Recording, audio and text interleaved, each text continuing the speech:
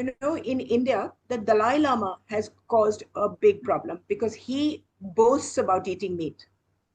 Well, So, oh, this is a controversial subject. I don't, no, it's not. It but should be no, said. I know, It should and be said. I spoke to Peter Singer about No, this I as well, spoke to and him. a lot of people are very unhappy about this. And I must admit, I I do also spoke to have some him. issues with it. Yeah, yeah. I spoke to him Mm. and said that don't do it. Whether you eat Mm. meat or not, keep it quiet. Don't make a Oh, thing. good for Don't say it you. in every Okay. interview. Yes. And he then sent me his doctor and he wrote me a letter saying that I Ah. will turn vegetarian because of you. So Oh, for 1 year, interesting. he became vegetarian. And Yes. then after 1 year, he sent the same doctor to me and said that the Dalai Lama believes that he has major health problems when he can't. So I said, well, in that case, he must suit his body rather than his Mm. mind. Yes. And Well, that was that's that. an interesting story, but unfortunately, in the Vinaya rules, the monastic rules, monastics are strictly forbidden from eating meat, even for health reasons. So It's it, not just yeah. exactly. So we have a problem So there. whether you have a health issue or not is considered in the Vinaya rules at least to be irrelevant, unless you're starving or you're dying or something like that. Absolutely. But so No, anyway, this absolutely. is a controversial subject, but certainly No, but it should be dealt with. there is some, What did happen was the yes. Tibetans are not only eating meat, they were responsible for all our wildlife smuggling.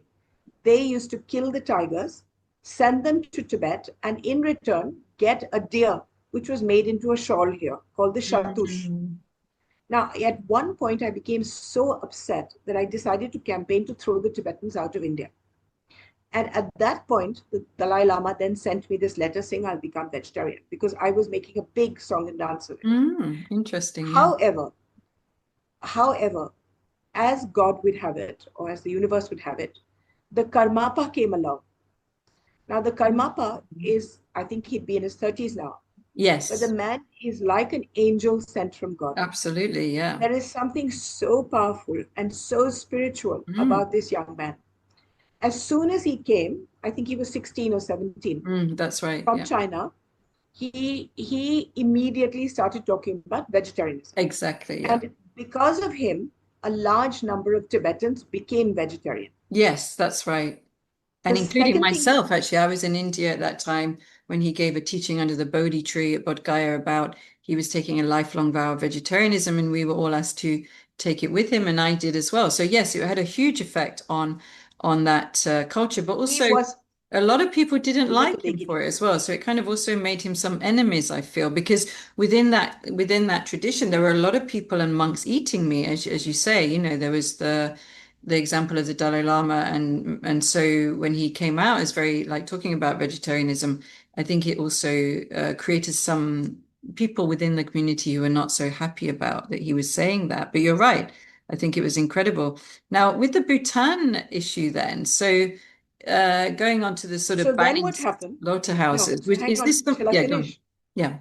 So because of him, animal shelters started Oh, in okay. various places in India. Yes. One started in the Tibetan colonies in Karnataka, and hundreds of people started Yeah. looking after animals as well because he made it an issue. I went with Ah, him to Bodh Gaya several times yes. because he started an animal hospital there. Yes. Unfortunately, he was under house arrest most of the time. So at Mm. some point, he just got fed up and he left India.